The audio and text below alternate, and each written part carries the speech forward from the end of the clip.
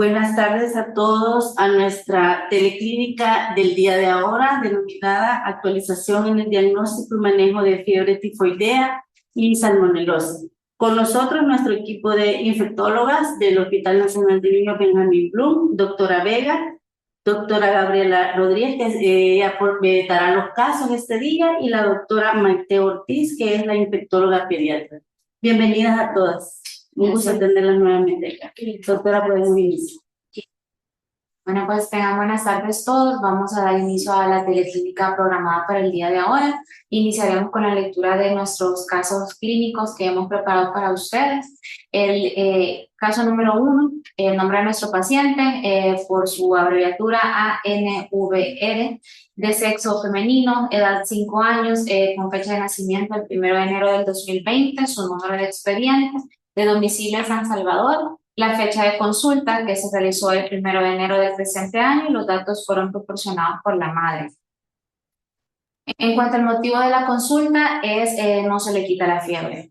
Dentro de la presente enfermedad tenemos a una paciente femenina quien es traída por su madre con una historia de 10 días que inició con fiebre, la cual se describe de tipo continuo, que se acompañaba de mialgias y artralgias. Hace 8 días presentó evacuaciones diarreicas pastosas que se enumeraron como 5 por día, por lo cual ella decide consultar con un médico particular, quien indica se trata de una infección e indicó la toma de exámenes de laboratorio, los cuales al momento de la evaluación pues en la unidad de emergencia no se encontraban disponibles. Con la historia clínica hasta este momento y los exámenes de laboratorio que el médico tomó en la clínica privada, lo catalogó como una sospecha de fiebre tifoidea e indicó manejo ambulatorio con cefixime en la presentación de 100 miligramos por 5 ml, la dosis de 5.5 ml vía oral cada día por 7 días. El día que ella acude a la unidad de emergencia del Hospital Blum, ya lleva 6 días de evolución, en las cuales ha completado un tratamiento efectivo. La madre refiere que consulta debido a la persistencia de la fiebre, la cual se describe de alto grado, de 39 grados Celsius, de un predominio vespertino y además de la presencia de dolor abdominal. Ella niega otro tipo de sintomatología. En cuanto a los antecedentes personales de las pacientes, en cuanto a los antecedentes perinatales, pues producto de un embarazo normal sin complicaciones, nació por parto vía vaginal, con un desarrollo psicomotor acorde para la edad, un esquema de vacunación completo para la edad y dentro de los antecedentes personales, antecedentes epidemiológicos. Una semana previa al inicio de la sintomatología de la paciente, la madre refirió que la persona que cuidaba de ella presentó un cuadro de diarrea aguda y no había más enfermos en casa. No hay antecedentes familiares contributorios y dentro de su ecológico social pues cuenta con los servicios básicos. Los exámenes, el examen físico a su arribo de la unidad de emergencia, una frecuencia cardíaca de 120 latidos por minuto, una frecuencia respiratoria de 26 respiraciones por minuto, presión arterial de 90 a 55 milímetros de mercurio con una temperatura de 39.1 grados Celsius. Vemos que el aumento de la frecuencia cardíaca respecto a la edad va directamente relacionado con la elevación de temperatura que presentaba la paciente.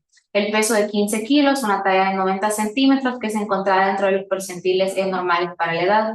Dentro del examen físico por sistemas, cabeza con una paciente en cuanto a su apariencia, de aspecto séptico, normocráneo, ojos con ojeras marcadas, fosas nasales permeables, no hay presencia de rinorrea, se describe una mucosa oral seca, 2 de 4 cruces, una lengua de aspecto saburral, faringe de aspecto normal. En cuello, pues es simétrico, no presencia de enopatías. El tórax una expansión costal simétrica, pulmones ventilados y limpios, no había presencia de ruidos agregados. En cuanto a abdomen, se describe plano, con una pared íntegra, no hay cambios de coloración, el peristaltismo presente y normal. Sin embargo, se palpa una hepatomegalia de 4 centímetros bajo el reborde costal derecho, una esplenomegalia de 3 centímetros bajo el reborde costal izquierdo y la presencia de un dolor abdominal, el cual describieron de tipo difuso al momento de la palpación y no había presencia de rebote. Los genitales, pues femeninos sin alteraciones, extremidades, describió un llenado capilar de 2 segundos, no habría frialdad distal, los pulsos periféricos eran presentes y normales. En cuanto a los hallazgos positivos a la exploración de la piel, se describe la presencia de una mácula rosada de más o menos 2 milímetros de diámetro en la tórax anterior, el cual se describe como no pruriginoso. Dentro del examen físico neurológico, Glasgow de 15 puntos y está irritable a la exploración física. Partiendo hasta este punto, la paciente se sigue catalogando como una sospecha de fiebre tifoidea y se da plan de actualizar los exámenes de laboratorio, los cuales se reportan un hemograma con un hematocrito a 32.1%, hemoglobina de 10.7 gramos decilitro, glóbulos blancos de 7.850, con una fórmula a predominio de polimorfonucleares con 6.250, linfocitos 1.600 y una trombocitopenia de 91.000. En cuanto a la química sanguínea, no se describe presencia de desequilibrios hidroelectrolíticos, una proteína C reactiva que está positiva de 14 miligramos por decilitro y en cuanto a las pruebas de función hepática, una TGO aumentada de 56 unidades internacionales por litro, una TGP también aumentada de 120 unidades internacionales por litro, un fibrinógeno de 265, un TP de 11.1, un TPT de 20. Hasta este punto, pues no se describen que hayan alteraciones en cuanto a al sistema de coagulación y una glucosa de 100 miligramos por decilitro.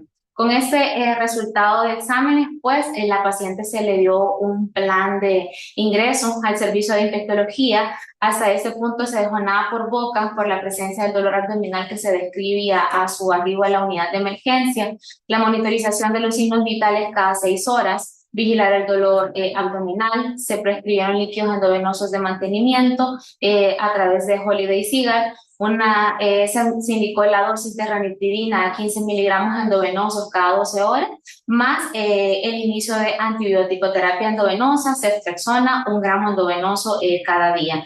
Se tomó un hemocultivo de vena periférica con plan de reportar este. Al cuarto día de iniciada la cobertura antimicrobiana, se evidenció una caída de la fiebre, la cual desde su ingreso hasta el cuarto día era de predominio vespertino de alto grado, 39 o 40, hasta 40 grados Celsius, pero al cuarto día de haber iniciado la terapéutica, pues la fiebre cede. Y ya para el quinto día de estancia intrahospitalaria, pues ya obtuvimos el reporte definitivo del hemocultivo de avena periférica que se tomó, el cual sale positivo para una Salmonella typhi y nos reportan la sensibilidad antimicrobiana. Vemos que es una Salmonella typhi que es pues drogosensible, sensible a ampicilina, ceftriaxona, ciprofloxacina y trimetoprim-sulfamethoxazol. Entonces, ¿cuáles son los errores que nosotros identificamos en cuanto al manejo de esta paciente? Vemos que hubo un diagnóstico oportuno en su primer encuentro a una atención, a una consulta médica. Sí, se estableció el diagnóstico médico adecuado como una sospecha de fiebre tifoidea. Vemos que estamos ante un microorganismo que es multisensible, o sea, no se reportan resistencias bacterianas. Entonces, ¿qué es lo que pasó? Pues la dosis del antimicrobiano que se prescribió para su manejo ambulatorio pues fue incorrecta, ya que hay que traer a mente o a cuenta de que sí pues se describe específicamente la dosis de cefixima para el manejo de fiebre tifoidea, que van desde los 20 a los 30 miligramos por kilo día, y no la dosis que utilizamos para otro tipo de infecciones, ya que los 5.5 ml que la madre había estado administrando correspondían en base al peso registrado a una dosis de 6.5 miligramos por kilo día. Entonces, si hacemos un adecuado diagnóstico y nuestra terapéutica pues es la correcta, pero la dosis a la que yo prescribo el fármaco no es la adecuada, pues eso nos va a dar lugar a un fracaso terapéutico. Entonces este es un caso que nos pareció muy bonito porque cumplía con todos los hallazgos por historia para cumplir una definición de caso que permitió que se identificara de forma oportuna y que pues hay como ciertas precauciones o ciertas especificaciones en cuanto al manejo que se nos continúan escapando y que pues por eso llegamos a un fracaso terapéutico. Y por eso tuvimos la persistencia de la sintomatología. Continuamos entonces con nuestro segundo caso.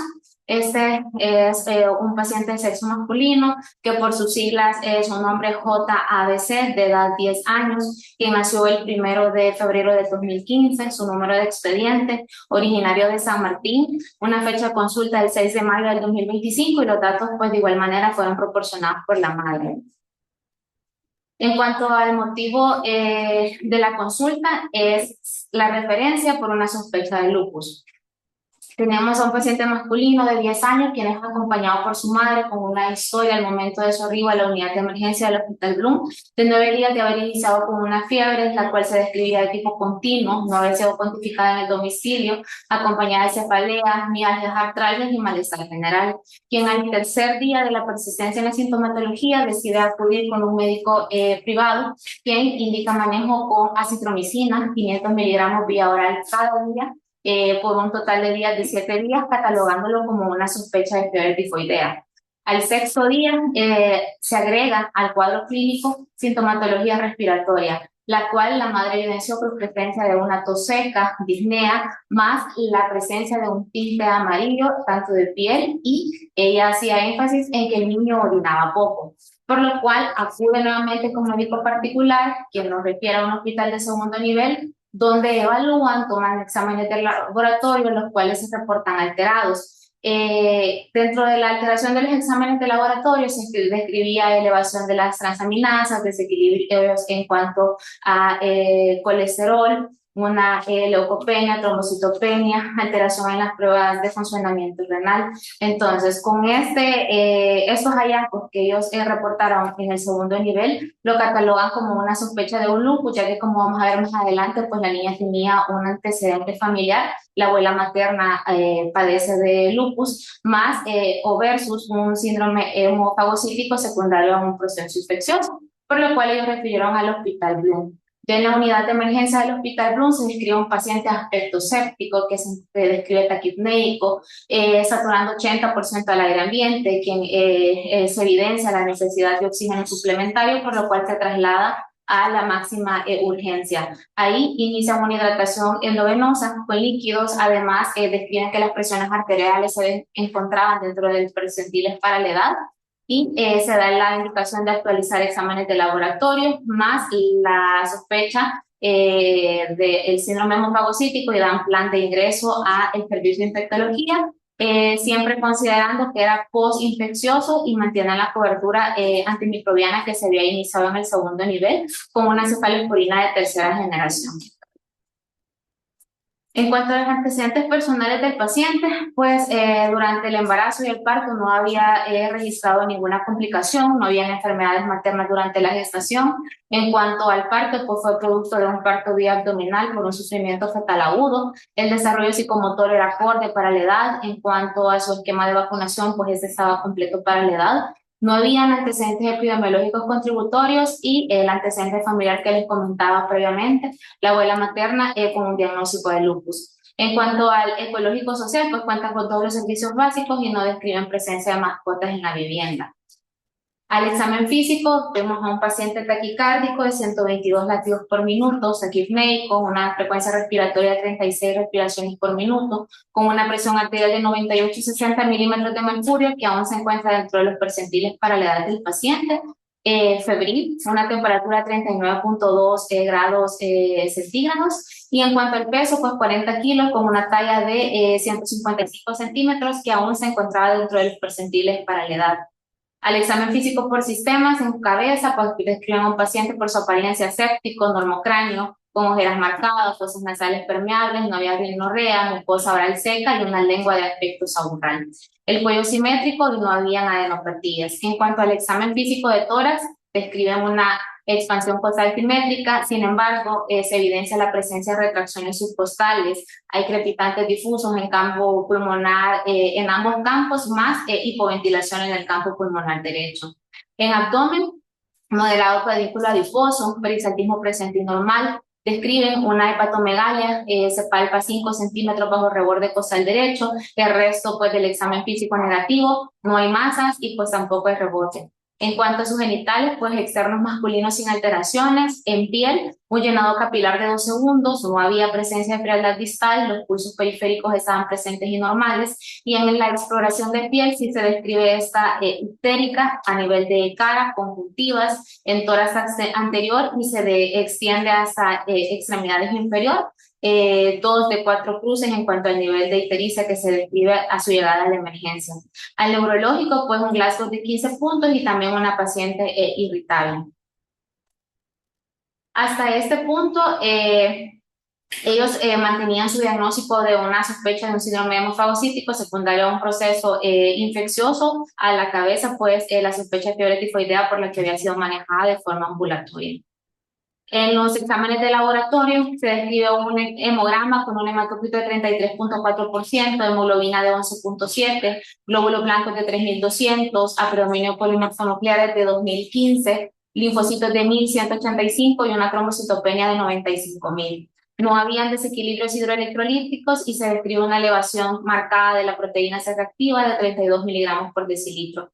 Había un desequilibrio en cuanto a las pruebas de funcionamiento hepático, se describe una TGO de 198 unidades internacionales por litro, una TGP de 234 unidades internacionales por litro, un fibrinógeno de 300, no había alteración en cuanto a las pruebas de población y la glucosa se encontraba dentro de un rango normal de 98 miligramos por decilitro.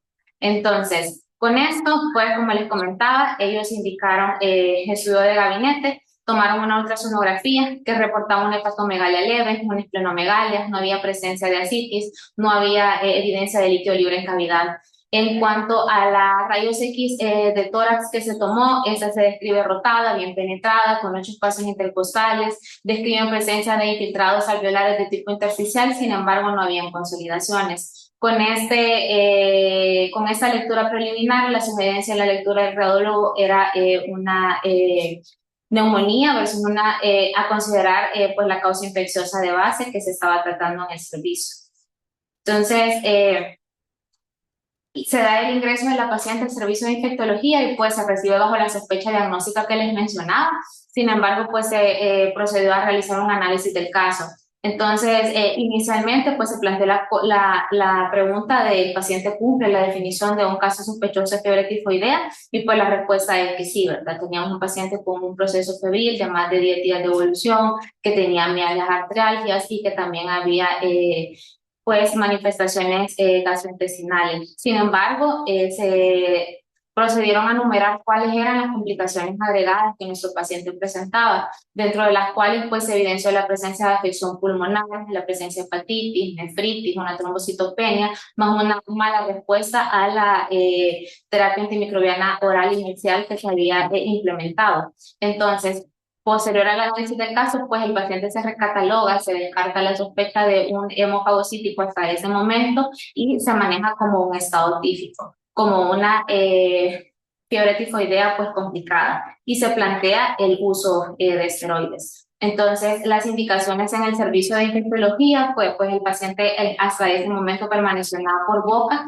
porque también se describió un estado neurológico alterado en el momento de hacer el análisis en la hospitalización, paciente con tendencia al sueño, se mantuvo el aporte de oxígeno, la indicación de mantenerse en hospitales monitorizados y vigilar el estado neurológico, mantener el soporte con líquidos endovenosos a 1500 por metro cuadrado. Se ajustó la dosis de ceftriaxona hasta ese momento a 100 miligramos por kilo día y se inicia la dosis de esteroide como tratamiento para estado típico. Según el esquema de hexametazona, 3 miligramos por kilo, el número de una dosis y posteriormente se realizó el destete a dosis de 1 miligramo por kilo dosis cada 6 horas y este se mantuvo por 48 horas. Se dio la indicación de reportar el hemocultivo más la toma de exámenes control y vigilar cuál era la evolución de la paciente. Hasta este punto, pues la paciente se mantuvo hemodinámicamente estable, no hubo necesidad de pues asegurar la vía aérea, no hubo un deterioro neurológico y se evidenció la caída de la fiebre a las 48 horas de haber iniciado el esteroide, ya la paciente con más de 7 días de una cobertura antimicrobiana total efectiva. A las 48 horas y con el reporte de exámenes control, pues se empezó a evidenciar una disminución en el conteo de las transaminasas y ya para el 10 de mayo 5 días posterior a su ingreso ya tuvimos un reporte del hemocultivo de vena periférica tomado que también se reportó positivo para una Salmonella typhi multisensible. Entonces, este caso también nos pareció interesante y que aportaba a la charla porque pues es un caso en el que también se hizo una identificación oportuna de un paciente que cumplía la definición de caso de fiebre tifoidea. Sin embargo, aunque acitromicina es una antibiótico-terapia fuerte de elección, como vamos a ver más adelante con el desarrollo del tema con la doctora Ortiz, vemos que esa tiene indicaciones precisas y que para casos de fiebre tifoidea graves, pues este cambia y si esta además pues se cataloga como un estado típico, si está indicado el uso de esteroides. Entonces nos pareció algo diferente a lo que vemos en el día a día con los casos de fiebre tifoidea. Muchas gracias, doctora. Creería que pasaríamos a preguntas y respuestas al finalizar ya la temática. Adelante. Hoy vamos a hablar sobre las infecciones causadas por Salmonella Species, debido a que no solo tenemos a fiebre tifoidea. La etiología, pues, causada por Salmonella, que proviene de la familia de las Enterobacteriaceae, del género Salmonella, es un bacilo gram negativo, anaerobio, no fermentador de lactosa, oxidasa, indol negativo. Tiene unos antígenos a nivel de la superficie, que estos van a ser importantes para el diagnóstico y para la infectividad de la bacteria. El somático, que es el O, el flagelar, el H, y el capsular, que es el B, que ese es el que tiene una mayor virulencia. Cuando hablamos de la clasificación, hablamos que Salmonella tiene dos grupos, que es Salmonella bongori y Salmonella entérica. Salmonella entérica, que es de las que vamos a hablar ahora, tiene 5 subespecies. La subespecie 1 es la que va a dividir a Salmonellas tifoideas y a las Salmonellas no tifoideas. Las no tifoideas, que son las que van a producir una variedad de cuadros más leves y más localizados, como gastroenteritis, y las extraintestinales, que pueden ser bacterianas, pueden ser infecciones a nivel del sistema nervioso central, infecciones a nivel del riñón, etc. Tenemos a Salmonella typhi, que es el único causante de la fiebre tifoidea. Después está descrito Salmonella, Salmonella paratyphi, que es el A, el B y el C, que estas también pueden dar un cuadro similar, pero que se van a denominar fiebres entéricas. Salmonella entérica, dijimos que ya es la principal causa en las zonas de bajos recursos, principalmente una mortalidad también si no está asociada a una antibiótico-terapia correcta. Esta es la variedad de SIFI, que es la que causa la fiebre tifoidea, y la paratyphi A, B y C, que son las que van a causar este cuadro.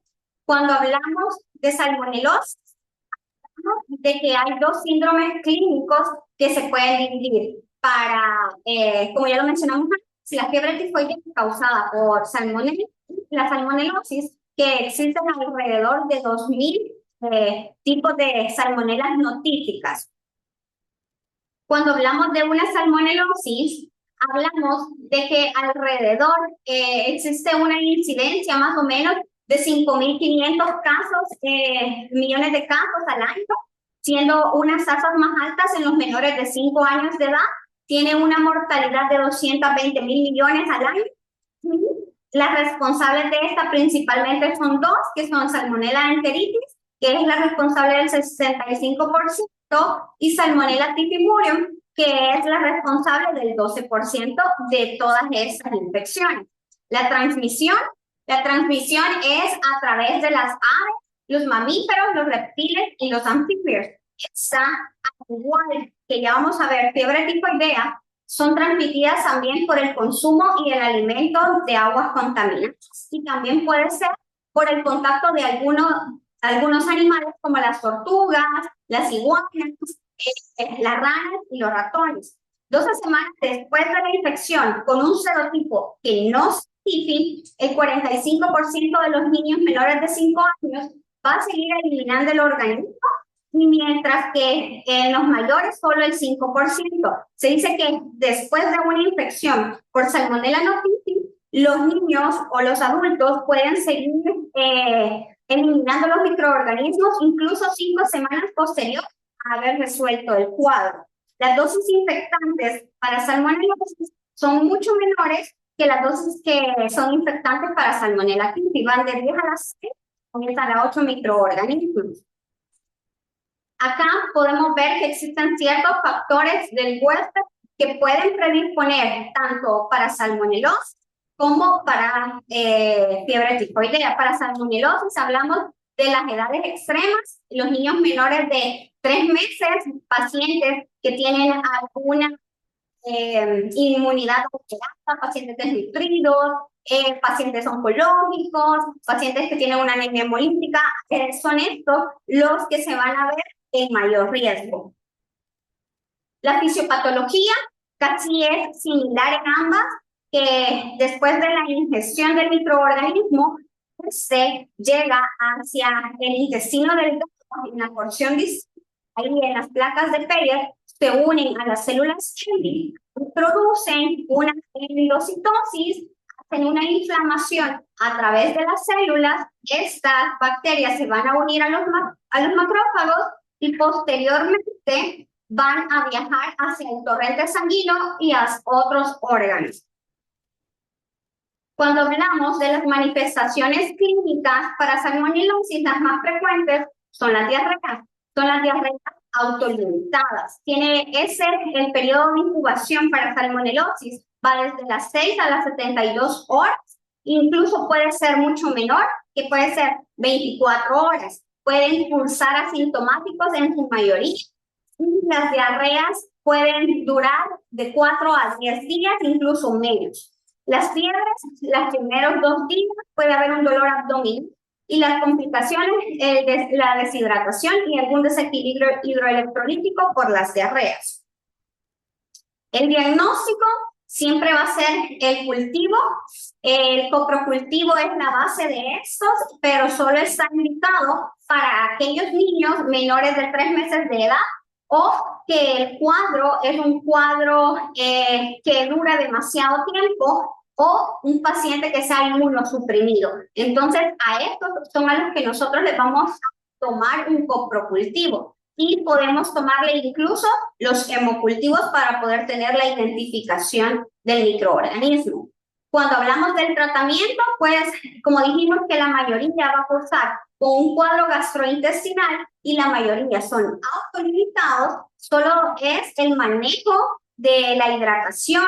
No se sugiere el uso de antibiótico-terapia, a menos que haya alguna complicación durante el proceso o que sea un paciente inmunosuprimido o en las edades extremas. A la base está ampicilina a 100 miligramos por kilo por 7 días, que es el tratamiento de elección, ceftriaxona, que es a 50 miligramos por kilo día, y esto es importante porque es muy diferente la dosis para salmonelosis que para fiebre tifoidea.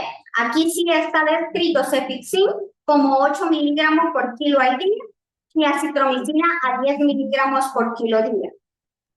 En las bacterias está descrito el tratamiento endovenoso con ceftriaxona a 75 miligramos por kilo, y es necesario cuando un paciente hace una bacteremia, porque generalmente las bacterias por salmonella son secundarias a un cuadro gastrointestinal y son menos del 5% de todos los cuadros.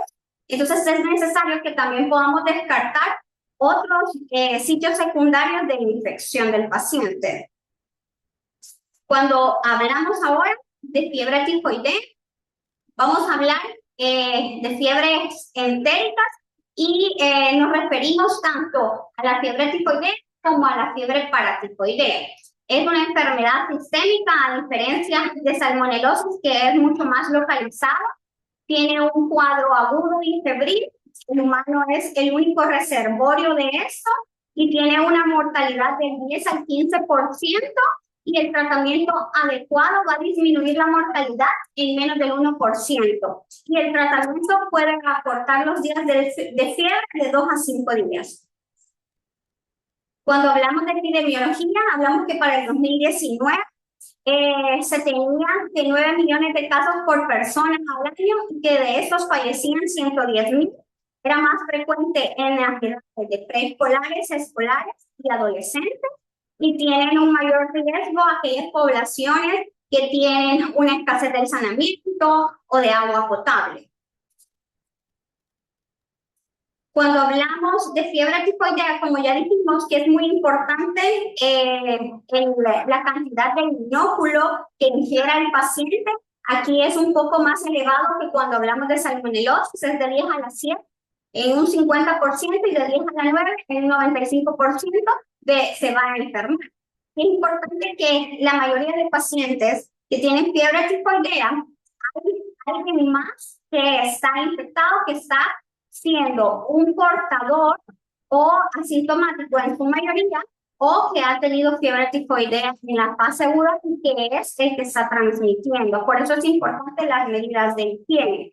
Las fuentes, es las excretas, orina, vómitos, secreciones bronquiales, los portadores asintomáticos, porque ellos todavía están eliminando la bacteria y no se dan cuenta.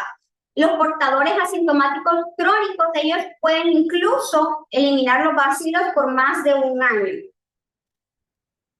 Cuando hablamos de la definición de caso para nuestro país, hablamos de casos sospechosos y de casos confirmados.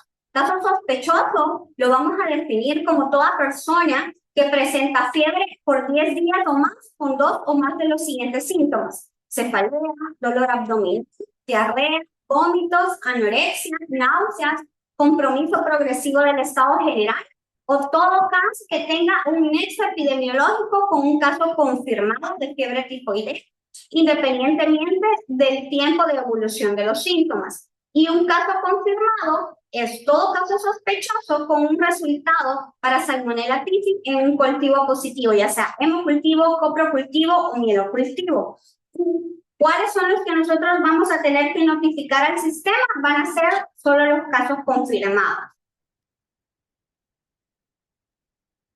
La transmisión principalmente es fecal-oral, pero ya dijimos que se puede dar por la contaminación también con el agua, hay animales que son reservorios también.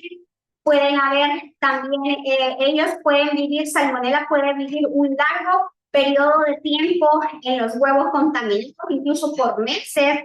En los lácteos también pueden estar contaminados y sobrevivir un montón de meses aquí y adquirir nosotros la infección.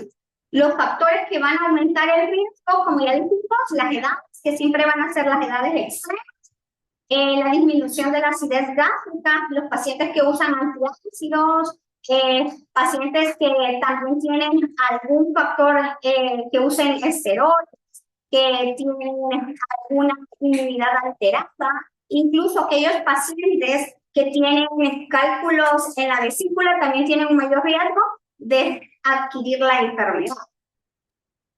Cuando hablamos de la patogenia, muy similar a la otra, la ingestión de los bacilos que pasan por el torrente sanguíneo hacia el intestino delgado. En el intestino delgado van a invadir las placas de Peyle, posteriormente generan infección, la inflamación, viajan por los macrófagos a través de la sangre y posteriormente se van a diseminar hacia otros órganos, principalmente riñones, hígado, la vesícula biliar, que es allí donde ellos se van a alojar y esos van a dar los portadores asintomáticos. Y posteriormente los bacilos van a ser eliminados tanto por heces como en orina y generan la infección. Los portadores crónicos, estos son del 1 al 6%, y como ya dijimos, que van a excretar la bacteria en las heces y en la orina, incluso después de 3 a 12 meses de haber padecido la infección aguda. La colonización de la vesícula y la eliminación por las heces es lo principal para el portador crónico, y muchas veces, por eso cuando se detectan estos portadores, hay algunos que incluso les hacen una colecistectomía para poder ser eliminados. La patología que va a ocurrir en cada uno de los sistemas los ganglios se inflaman, hay hiperplasia de los ganglios a nivel abdominal. En las placas de Peyer vamos a observar una inflamación, ulceración de las placas de Peyer, necrosis. En el bajo hay una hiperplasia, hay folículos esplénicos, y en la sangre podemos ver una leucopenia. Puede haber también una leucocitosis, no necesariamente es estrictamente que el paciente esté leucopénico. Hay muchos pacientes que pueden hacer una leucocitosis, más que todo está relacionado a los niños. Puede haber una neutrofilia, aquí puede haber una anemia también, que es normocítica, normocrónica. Hay trombocitopenia no tan marcada como la que podemos observar en dengue, que es una de las diferenciales más importantes. La plaquetopenia en fiebre tifoidea no es tan profunda, pero sí puede existir. Hay un aumento de la actividad granulomatopoyética, una disminución de los eritroblastos, y en el hígado hay una reacción inflamatoria y puede haber hepatomegalia también. Se han descrito que en la mayoría de los casos hay el hígado está más inflamado el vaso que el hígado en esas patologías como fiebre tifoidea, a diferencia de dengue. Cuando hablamos del cuadro clínico, hablamos de que los síntomas que puede presentar un paciente, principalmente en más del 95% describen fiebres altas. ¿Cuál es la característica de las fiebres? Son aquellas fiebres continuas que no ceden, son fiebres de 39, incluso 40 grados o arriba de 40. Los pacientes se quejan mucho de cefalea, malestar general, examen físico, como les digo, puede haber hepatomegalia, esplenomegalia. Hay un dolor abdominal por lo mismo de la hiperplasia de los ganglios, puede generar un dolor abdominal, anorexia. Las diarreas no son tan frecuentes para fiebre tifoidea como para salmonelosis, pero sí en los niños pequeños pueden haber ciertos días en los que los pacientes pueden presentar diarrea antes que el estreñimiento. Cuando hablamos del cuadro clínico para fiebre tifoidea, lo describimos por medio de semanas. Generalmente, fiebre tifoidea se divide su patogenia en 4 semanas. Y en la primera semana lo que nosotros vamos a observar más frecuentemente es una bradicardia relativa, un malestar general, el inicio de la fiebre y la cefalea. A partir de la segunda semana, la persistencia de la fiebre, el dolor abdominal, puede haber diarrea, más estreñimiento, sobre todo en la mayoría de los pacientes, un esplenomegalia y una hepatomegalia. El exantema, que no se observa en todos los pacientes, que es el comúnmente llamado la roceola típica, y ese puede incluso durar solo 24 horas, y no es que todos los pacientes lo van a presentar. Algunos pacientes no presentan este exantema. En la tercera semana puede haber un compromiso neurológico, diarreas, hemorragias, perforaciones intestinales como complicaciones, y se empieza a ver el descenso de la fiebre. Y en la cuarta semana, el restablecimiento completo de la temperatura, y la debilidad si persiste. Acá, como las complicaciones, las más frecuentes, pues las gastrointestinales, que podían haber perforaciones o hemorragias, las hepáticas, que son ictericia, hepatitis, como lo podemos ver en el caso anterior, la colecistitis aguda, neurológicos, que puede haber una encefalopatía, una alteración a nivel del estado, meningitis, convulsiones, síndrome de Guillain-Barré, respiratorios, pueden haber bronquitis, neumonías, enfiemas, cardiovasculares, existen la miocarditis y la endocarditis, y hematológicos, la anemia y una CID. Para el diagnóstico, pues es importante que tomemos nosotros un hemograma, pero ese en sí no nos sirve para definir si es o no, sino que solo nos da la pauta para saber si es o no es. El que nos va a hacer el diagnóstico definitivo son los cultivos. Esto solo nos va a orientar nuestro cuadro clínico, ¿ok? Como dijimos, pueden presentar una anemia normocítica normocrónica, leucopenia, neutrofilia, pueden haber trombocitopenias también. Los cultivos, pues el hemocultivo va a ser positivo en un 70 o un 80% de los pacientes en la primera semana. El mielocultivo, que está catalogado como el estándar de oro, pero su inconveniente es de que es invasivo y no se le puede realizar a todos los pacientes y no está indicado para todos los pacientes, pero incluso puede llegar su positividad hasta el 100%. Incluso no se ve afectado con el uso de antibióticos, que es una diferencia con lo del hemocultivo, que sí se puede ver afectado con el uso de antibiótico-terapia. Esta nos puede dar negativo los hemocultivos a diferencia del mielocultivo, porque los antibióticos sistémicos no afectan a nivel de la médula ósea, entonces no nos afecta. El coprocultivo, que van a ser positivos entre un 35 a un 40% con la primera muestra y de un 50 a un 60% para muestras repetidas, y estos están indicados a partir de la segunda semana, al final de la primera semana. Y el urocultivo, que pueden ser positivos de 2 al 35%. Entre otras pruebas diagnósticas, tenemos las pruebas serológicas, que está la reacción de Wigel, que esta viene incluida en los antígenos febriles. O sea, no es una prueba en sí diagnóstica y ya no está, no nos sirve, no tiene utilidad. Realmente las pruebas serológicas nos sirven para diagnóstico a nosotros si hacemos 2 muestras variadas con un mínimo de 10 días entre cada una, que tendría que ser en fase aguda y en fase crónica. Pero no con una sola muestra no podemos hacer el diagnóstico. Y menos con de los antígenos. Va a detectar el antígeno O y el antígeno H. Pero el inconveniente de esta que puede dar múltiples reacciones cruzadas con otras infecciones, tanto virales como en dengue, puede dar con otras reacciones cruzadas con otras enterobacterias, puede dar reacción cruzada con malaria, e incluso puede hacer reacciones cruzadas con enfermedades como lupus y artritis reumatoidea. Aquí, en esta, no nos sirve para el diagnóstico debido a que esta es una reacción antígeno-anticuerpo. Entonces, esta puede incluso estar positiva meses después de que el paciente haya tenido la enfermedad. Entonces, si usted le manda antígenos febriles al paciente y salen positivos, no quiere decir que el paciente tenga ahorita la enfermedad, porque puede ser que haya estado en contacto con la bacteria previamente y entonces por eso salen positivos.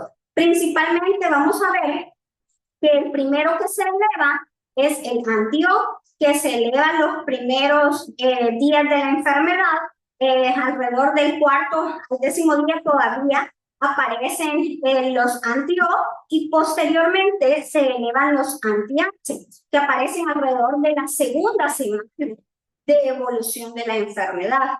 Entonces, si usted manda unos anticuerpos y aparecen los 2 positivos, quiere decir que ese paciente, tuvo la enfermedad hace mucho. Y aquí es importante también porque no existe un título como definitivo para decir está positivo o no, sino que se toma como base de 1 en 160 hacia arriba para decir que es significativo para el momento. Entonces, tendríamos que cuadriplicar las cifras cuando nosotros tomamos la segunda muestra. Entonces, para brindarle el tratamiento al paciente no nos es útil esta prueba porque necesitaríamos 2 y ya el paciente iría por la tercera semana cuando usted le tome la segunda muestra, más o menos. Cuando hablamos de otras pruebas, hablamos también de que pueden tomar una PCR, que esta tiene una alta sensibilidad y una alta especificidad, pero uno de los inconvenientes es que tiene un alto costo, entonces no es tan viable. En un resumen, pues aquí pueden ver que los cultivos de sangre, el tiempo de resultado, lo único que se tarda alrededor de 5 días, el mielocultivo se tarda un poquito menos, alrededor de 3 días, incluso, y el test rápido que tampoco está indicado para estos casos. Cuando hablamos de tratamiento, es importante iniciar con una adecuada hidratación, corrección de los electrolitos y la antibiótico-terapia. No solo el antibiótico, sino que hay que hacer todo el cuadro completo. Aquí hablamos de que si el paciente tiene una enfermedad grave o tiene un riesgo de una enfermedad invasiva, por ejemplo, aquellos pacientes que son inmunosuprimidos o hay una diarrea fiebre alta o persistente, si el paciente necesita o no hospitalización.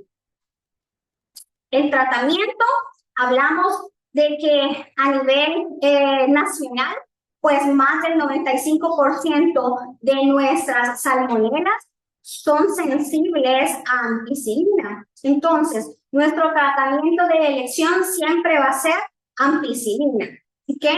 Ese es nuestro tratamiento de elección. Están descritas otros medicamentos, pero hay que valorar el paciente. Todas las que nosotros presentamos acá, que son orales, son para aquellos pacientes que tienen una infección no complicada y que usted lo puede manejar de forma ambulatoria. Por ejemplo, está Cefixime, y aquí hay que hacer el comentario de que las dosis son dosis elevadas, son alrededor de 20 a 30 miligramos por kilo cada 12 horas con una duración de 14 días.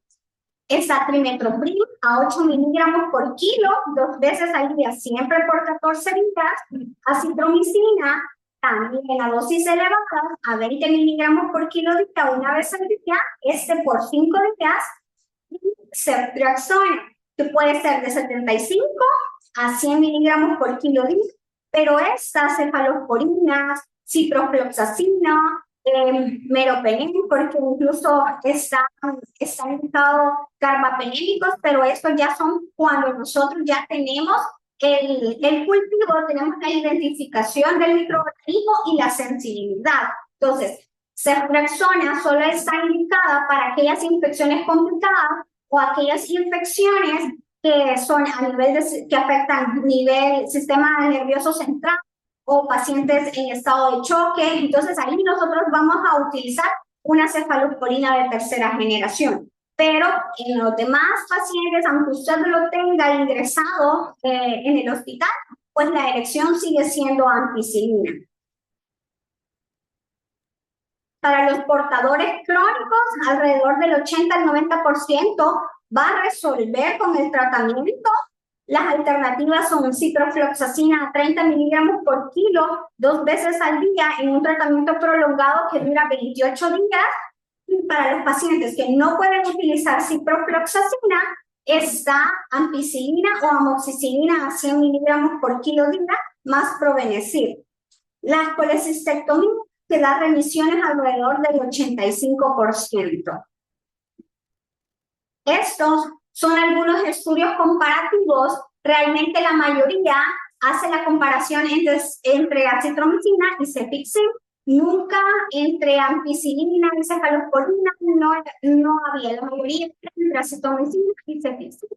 Y se llegaba a la conclusión, porque hay estudios desde el 2014, 2022 y 2025, todos son estudios de niños que ambos tienen el mismo tienen similar curación y que no hay algo muy significativo, solo que decía que ceftriaxona podía producir un poco más de efectos secundarios que acitromicina, pero que ambos eran igual de efectivos. Entonces nosotros para el tratamiento pues siempre utilizamos el de menor espectro, que tendría que ser una cefalosporina.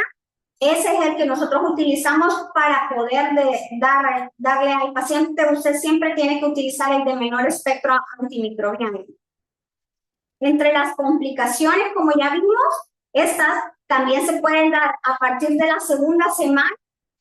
Pueden haber crisis convulsivas, meningismos, sangrados intestinales, perforaciones, como ya lo habíamos mencionado antes, y el estado de portador que va a partir de la 5ª semana. Para la prevención, utilizamos la higiene y la vacunación, pues es importante, como ya dijimos, que siempre hay alguien que es portador asintomático, que es el que está generando esa cadena. Entonces es importante que la persona que prepare los alimentos pues no esté enferma, que la persona que cuide a los niños tampoco esté enferma, que lavemos adecuadamente los alimentos que vamos a preparar. Y para la vacunación, vamos a hablar de que existen 3 tipos de vacunas. Existe una oral y 2 intramusculares. Está la T21A, que es a partir de los 2 años de edad. Existe la administración, tiene que ser 3 a 4 dosis cada 2 días. Y la inmunidad protectora, pues ninguna de estas le va a dar una inmunidad protectora a largo plazo. Entonces, lo que quiere decir es que se tiene que revacunar. Entonces, con todas las que están disponibles al momento, no hay una que nos dé una inmunidad protectora hasta el final. Entonces, siempre vamos a requerir una revacunación con ambos, y los efectos adversos pues van a ser siempre los mismos de todas las vacunas, que nos pueden dar fiebre, dolores locales, eritemas, síntomas gastrointestinales. Este es un cuadro comparativo de la duración. Aquí podemos ver la duración de la protección de cada una. Algunas pueden durar incluso más de 5 años de protección. Al momento, pues nosotros no tenemos disponible a nivel nacional la vacuna. Estamos a la espera de tenerla a disposición. Este solo es un cuadro resumen de lo que es salmonelosis y fiebre tifoidea. ¿Alguna pregunta? Doctora, yo tenía una consulta. ¿Cómo podemos identificar un portador asintomático? Porque puede pasar, como usted bien lo decía, de que quien prepara los alimentos podría ser el portador, ¿verdad? Ya que a veces llegan los pacientes y dicen, pero yo no consumo alimentos en la calle, llevo mis alimentos al trabajo, o le pongo al niño en su lonchera. Entonces, ¿cómo podemos identificar ese tipo de pacientes? Algunos de estos pacientes pueden tener cuadros previos de gastroenteritis, entonces que realmente no son de larga evolución, entonces pueden generar eso, lo del portador asintomático. ¿Y existen los mismos exámenes que se le toman a los pacientes que presentan la enfermedad, o existe otro tipo de examen? No, el coprocultivo. Gracias.